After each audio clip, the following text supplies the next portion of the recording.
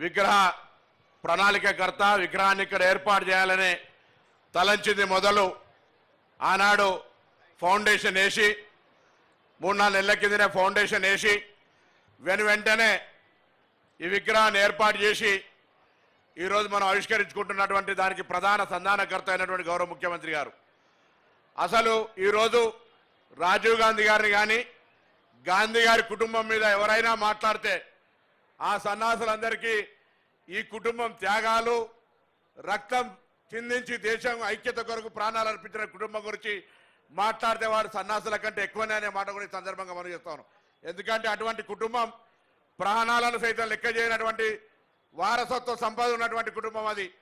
దేశాన్ని అనేక సంవత్సరాలు పరిపాలించి కూడా ఈరోజు ఢిల్లీలో ఇల్లు ఖాళీ చేస్తే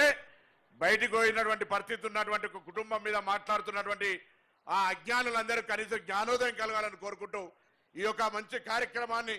హైదరాబాద్ నగర నడిబొట్టు మీద అటు డాక్టర్ బాబాసాహెబ్ అంబేద్కర్ సాక్షి సెక్రటరియట్ సాక్షిగా అంబేద్కర్ గారి విగ్రహం సాక్షిగా పక్కనే ఉక్కు ప్రధాని ఇందిరాగాంధీ గారి సాక్షిగా ఆర్థిక శాస్త్రవేత్త పివి నరసింహరావు గారి సాక్షిగా ఇక్కడ ఉన్నటువంటి అనేక మందికి సాక్షిగా ఈరోజు విగ్రహాన్ని ఆవిష్కరించినటువంటి గౌరవనీయులు ముఖ్యమంత్రి శ్రీ రేవంత్ రెడ్డి గారిని మాట్లాడాల్సిందిగా విజ్ఞప్తి చేస్తా ఉన్నాను.